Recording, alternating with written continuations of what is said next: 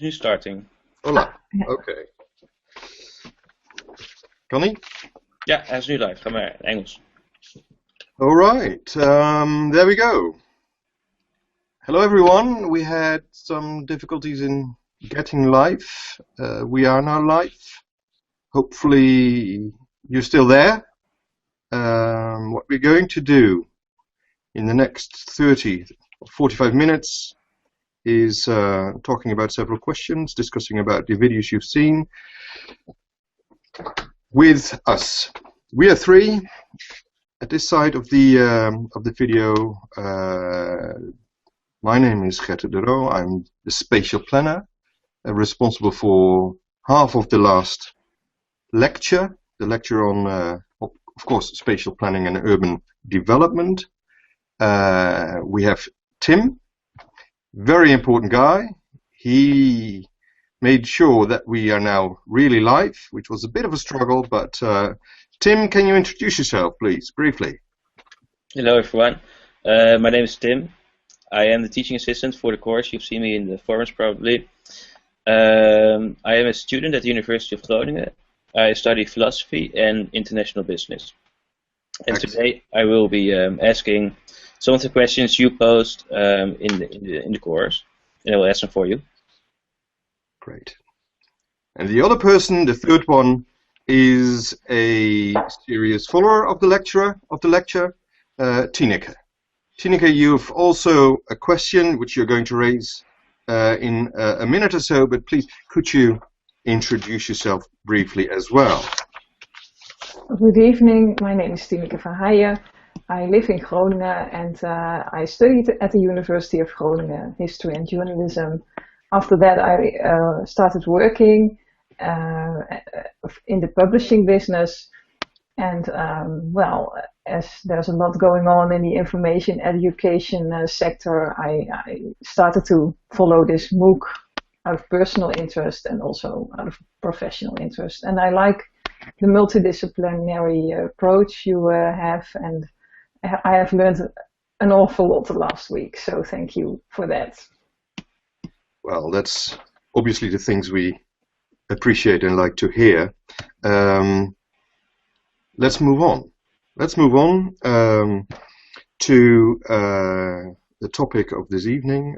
I've entertained you with some videos on urban planning, non-linearity, and decision making, and the essence is choice making in a non-linear dynamic world.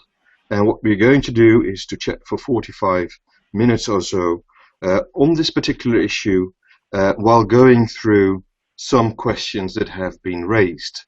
And obviously the kickoff, the first question, is by Tineke. Tineke, go ahead, please. Well, thank you. I was wondering, when I started living in Groningen, I started in this typical Amsterdam school quarter. It was designed in the late 19th century with all big ideas about how the height of the windows would influence positively the women who would not chat but do the household and things like that. And after that I went living in another quarter which was built just after the war. That was also designed with some of these idealistic ideas, and then you see it turns out that after a while, by self-organization, some problems arise or seem to arise, or by unforeseen dynamics, maybe I should say. So I was wondering, in Groningen we have in the last 15 years also seen a lot of social renewal projects, and I was wondering if you or colleagues of the university are being involved by the government of the city to maybe to apply some lessons learned from science or from history to maybe well, improve city planning. Well, that's quite a challenging question. And the only answer I obviously can give is yes, of course. Of course, we are that is progressing, learning, and so forth, and trying to go through various paradigms. You're very much referring to a city, in particular the city which is the base of this course, Groningen. An interesting city, obviously, an historic city. It's 950 years old, and of course the city center has once started as a node on a route. It is a core, a sand core in an area of swamps, basically, where some rivers come together and where it was easy to cross. So there is an evolutionary process to the period here and now. And since 1900, cities in the Netherlands and cities in northwestern Europe became the focus of planners, and for very, very clear reasons. The main reason why planners got involved in cities was health. Cities grew enormously during the Industrial Revolution, and we built cities from scratch. Entire neighborhoods were set up, but what was not thought of was health, hygiene, sewer systems. So to avoid this, legislation came into place, and that meant that people were needed who thought carefully about all these issues, indeed bringing in a good sewer system. You still see these difficulties in, for example, African cities with informal settlements. We've had that more than 100 years ago. Basically not that long, but very essential. So from that moment on, cities became an object for planners.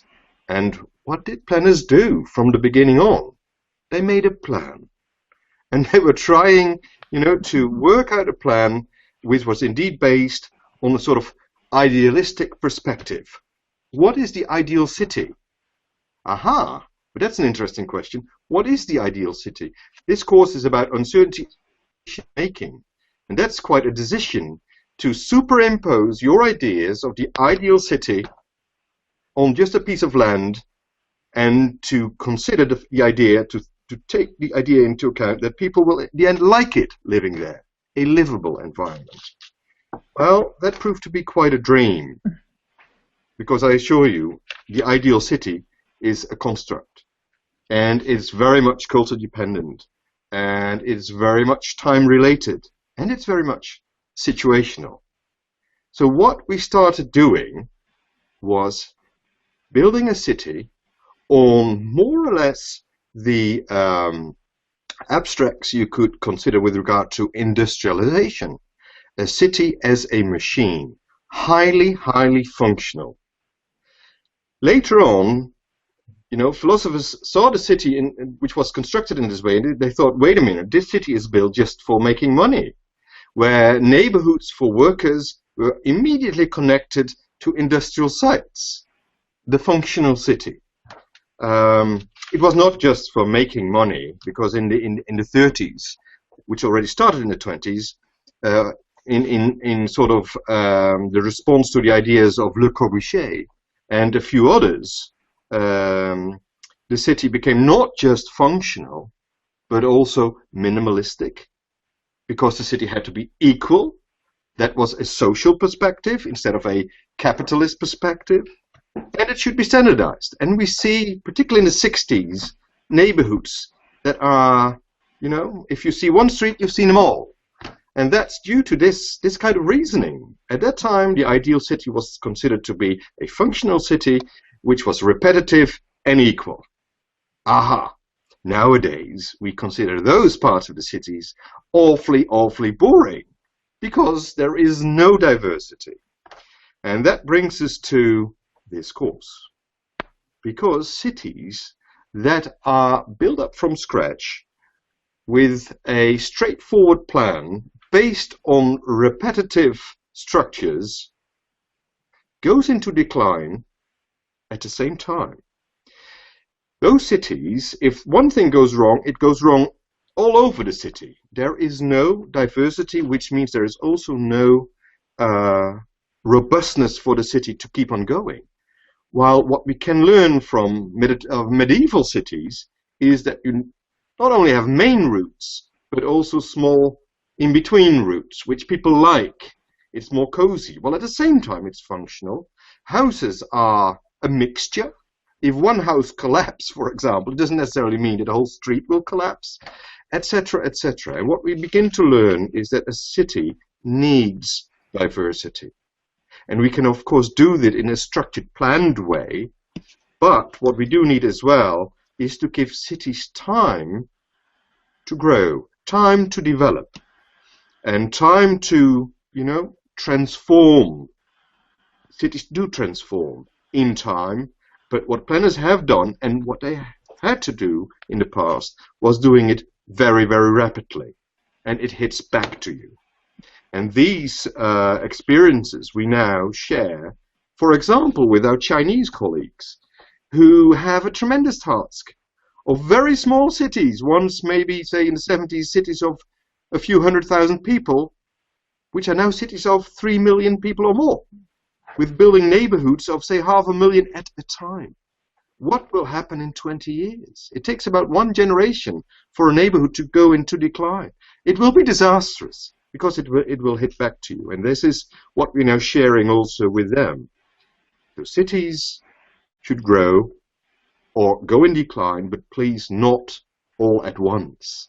In various stages. Let a city be able to evolve in a more organic way. Would that sort of solve your question, Tineke? Well, yes, thank you very much. And maybe one final question.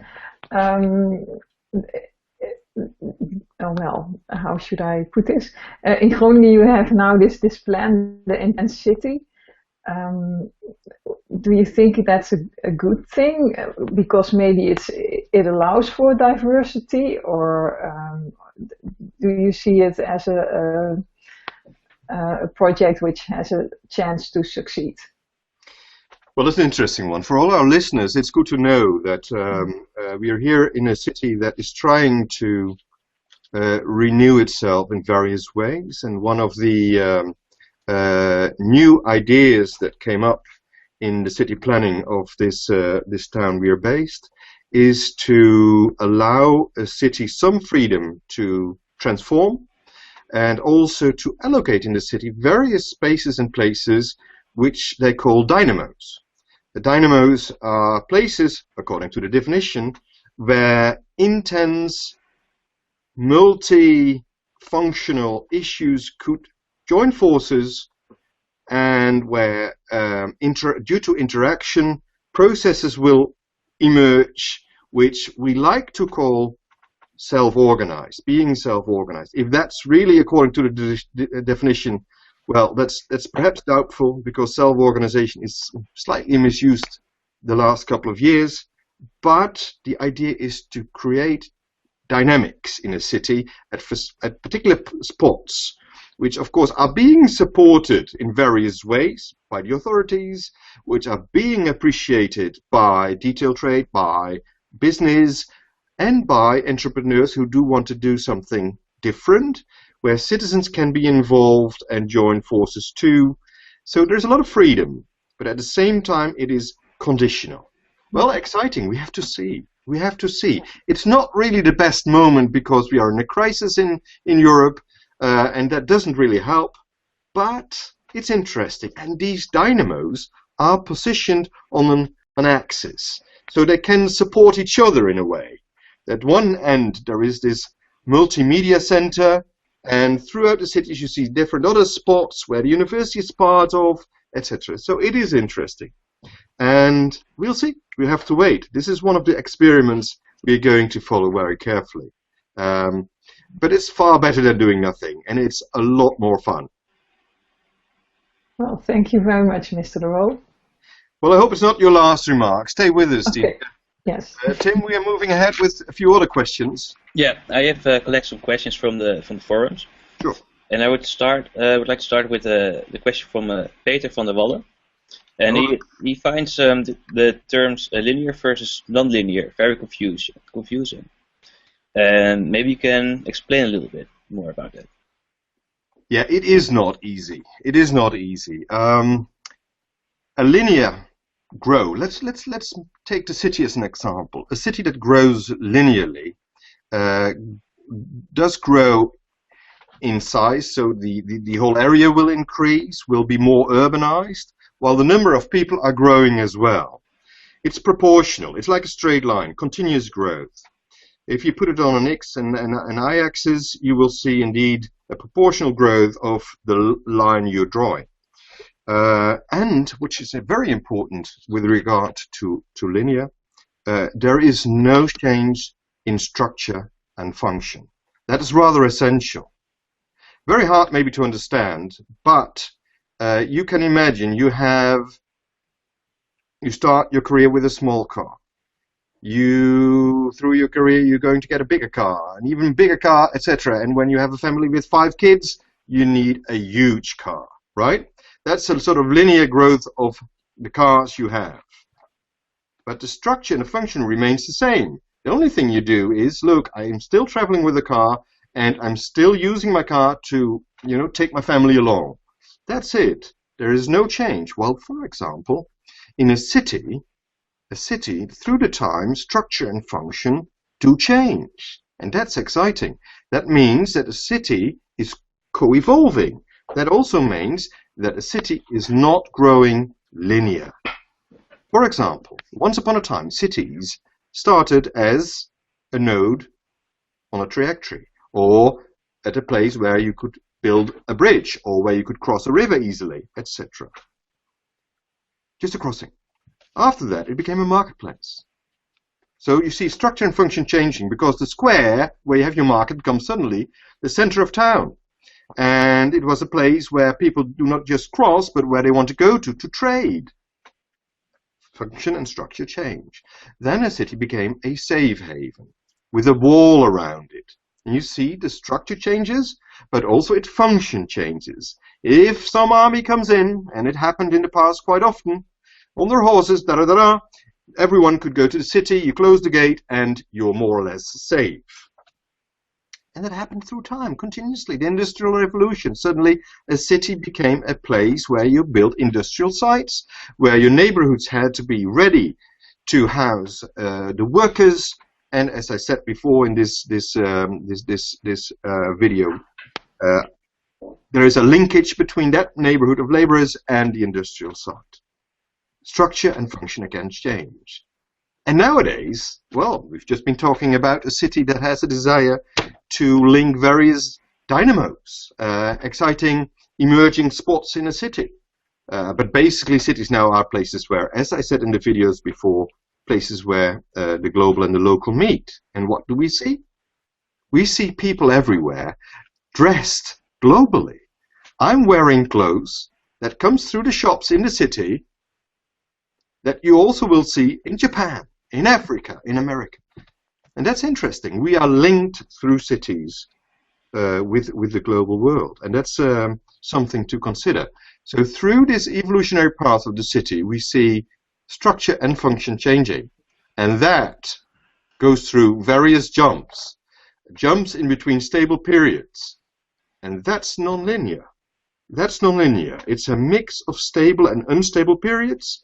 It comes with unpredictable jumps. The context, in this case, the modern cities, the context is the global arena, is important because trends have an immediate effect on cities. And, quite crucial, structure and function change. Would I do, Tim? I think so. I would like to continue with the next question. This question is from World Hell. And he watched the lecture and it makes him wonder how one would go about developing a new city from a rural environment. Which model would one choose, or would be locked in because of prior models? That's an interesting one. On various places on Earth, new cities have been built, although it is in a way quite unnatural.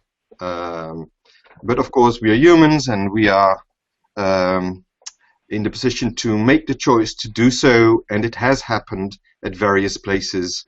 And there are also some very, very famous examples. I can encourage everyone to go to Fatehpur Sikri, for example, in India. A wonderful place, but it's deserted. And that's weird because cities are hardly deserted. They never ever collapse, more or less. That one did. Why?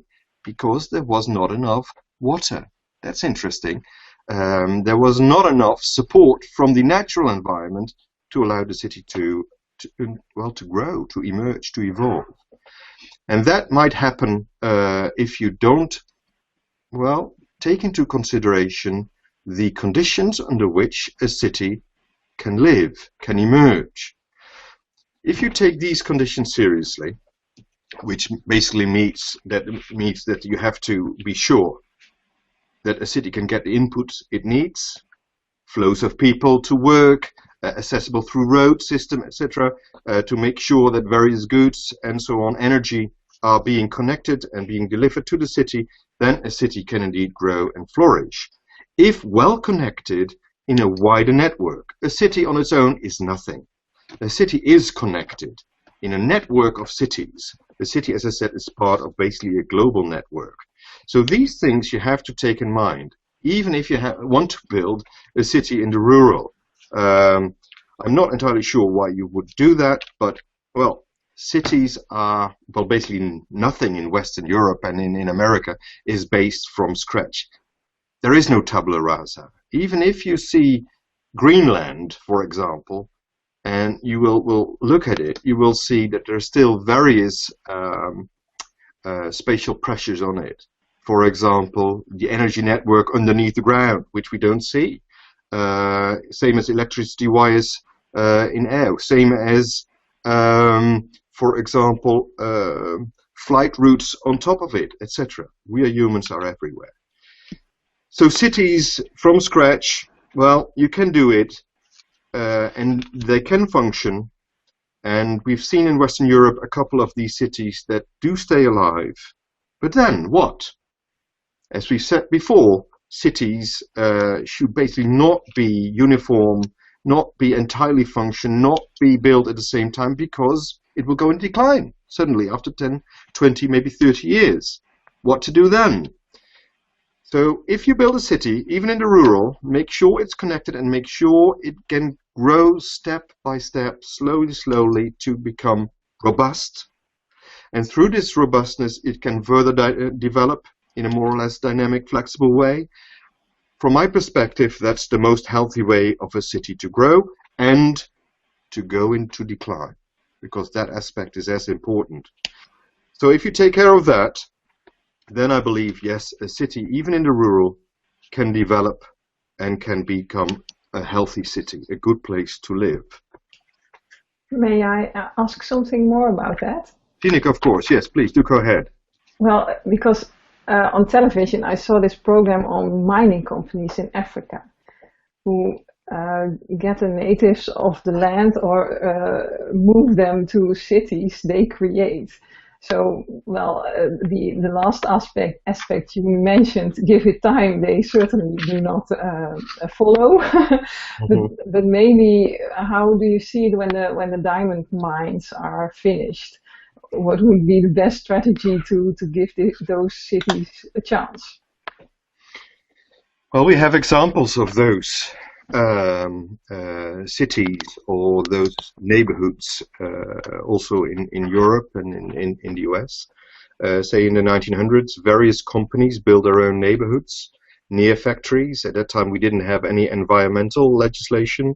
So in a way, it was not that healthy. But again, we've said that's why the planners came in, to make sure that health conditions are being taken care of, being implemented.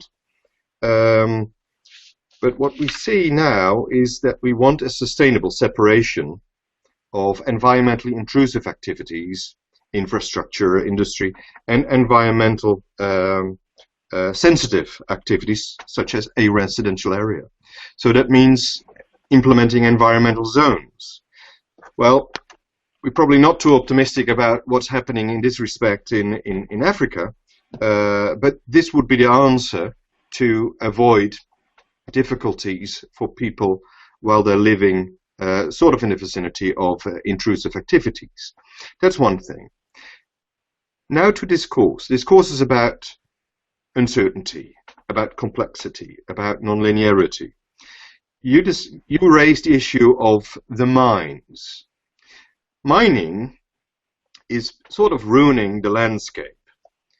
And you might think, wow, that's awful because the landscape is now wasted, and what to do then just leave and forget it and never come back.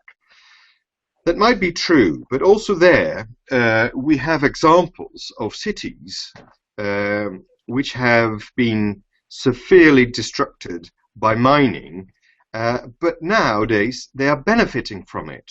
And let me explain why, because it has again to do with a non-linear path of cities which develop. Let's use the city of Leipzig as an example, because that city was heavily destructed sort of by the mining around it. In various ways it was a destructive process. First of all, of course, of the digging of all the holes around the city. Various mines, various holes, and after the mining, the holes were left wasted. Water came in, and it was, as it was, a bit of a mess. The city itself developed, due to the mines, for a very long time on heavy industry, way too long. The moment the whole world was already developing, progressing towards more fancy industry, Leipzig was still making money, well, sort of making money through heavy industry, and that's why it got in decline. After the fall of the Iron Curtain, the city quickly found itself and transformed itself into an entirely different landscape. And that's an interesting thing to see. They found opportunities to renew the place, to upgrade the place, and why? They used their assets, the abandoned holes which were turned into lakes, and they turned the whole environment around Leipzig into a park. At the time that our evolutionary path is sort of going from industry and services towards the fourth economy, the leisure economy. The leisure economy needs a wonderful environment, not that far from cities where most of the people live. So guess what? It was just the momentum for Leipzig to turn around its environment, to turn it around its peri-urban fringe into a leisure zone, where the lakes are being used as places that people adore. And guess what? For example, the BMW company, we all know BMW because of the cars, they have now built a factory over there in this particular wonderful landscape, because they said this is the best place for our employees.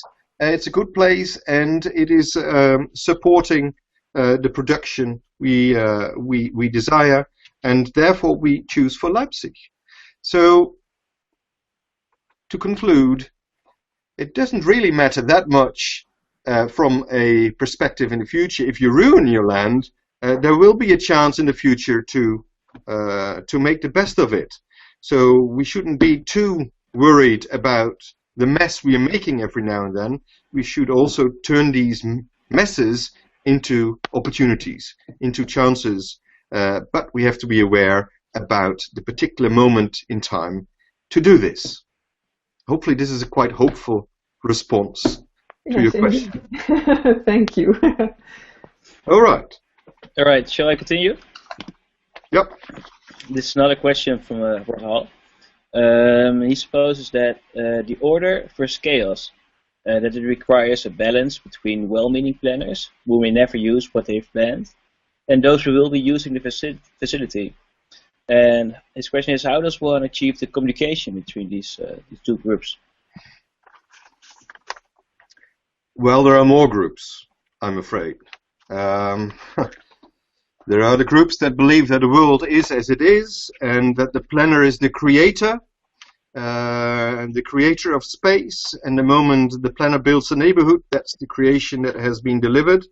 And of course, the first inhabitant, the first owner of the first house is expected to be terribly happy about the situation that the creator, the planner, has made. These people are still there, and it's a matter of perspective. Of course, the planner, in a way, creates a neighborhood. The nonlinear planner will say, yeah, wait a minute, this is too simplistic.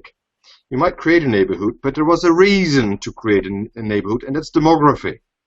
The population is increasing, so come on. You're responding just to demography. So let's be fair. Yeah, that's another perspective. You have those planners too. And you have planners that are mitigating the various actors around one particular topic. If new place or space has to be created, these planners like to bring groups together to negotiate a consensus about what this place should be. So you have various planners, as there are various human beings. And the trick to bring them together, that's a bit tough. But my perspective would be, look, the world is not one. The world is not it. The world is differentiated. So it really matters what perspective you take. And it's awfully important for planners, but also for people, to tell each other the perspective you're using. Because if you look at the world as it is, you have a different perspective than you look at the world as it has been perceived by very many people. And it's different from a perspective of nonlinearity, for example. So you have to be able to explain each other the perspective you're using and the consequences that might come with these perspectives. If you're able to explain this to each other, and I tell you that's not easy, then you might work out a sort of common understanding. A common understanding which means an agreed reality, which might help you to get along rather well, and it might also help you to learn from each other, to learn from each other's critique, and to come up with maybe a very, very good, strong plan to make further actions. But this would be my comment. The world is diverse, and we have to see it like this. The world is situational. And there are not that very many planners who are able to differentiate quickly between the various perspectives. Because it is hard. And to consider all the different consequences, that's not easy.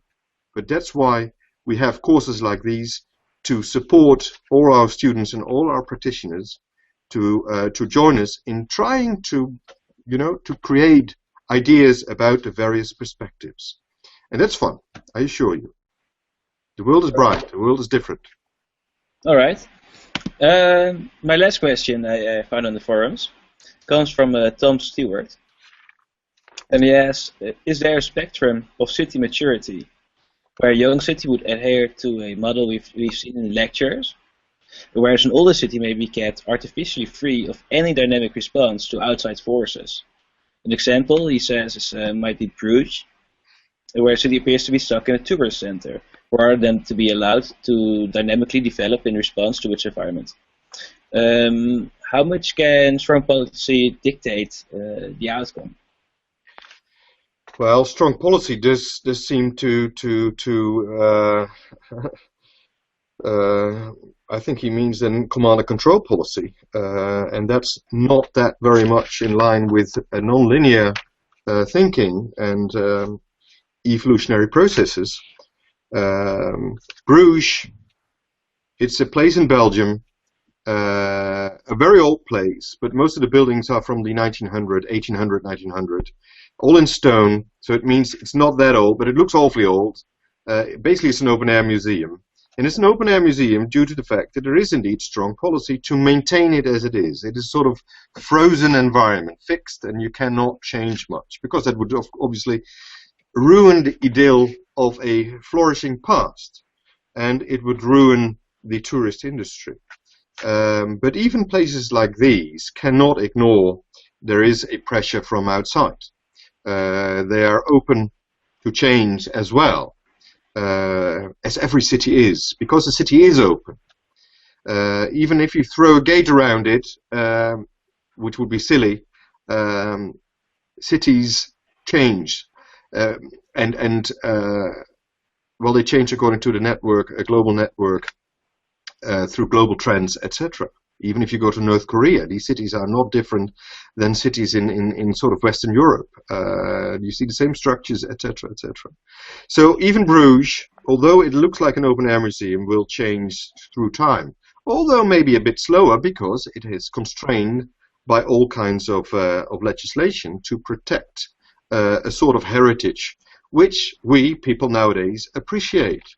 And there's nothing wrong with that, because we do appreciate it, and we like to go to Bruges, at least if you're willing to see cities with a sort of history which is very, very present. Then you go to Bruges, Ghent, and these places. What else to say about this question? Dynamic responses in older cities, they're there too. Basically a city transformed every so many years, not just function structure, but you see also cities going higher. I think some streets you can actually see it at every 10-15 years, average one layer is added to it, quite often towards the city center or around sub-centers. Quite interesting to see. Cities are dynamic, let's be fair. So let's stick to that as the conclusion.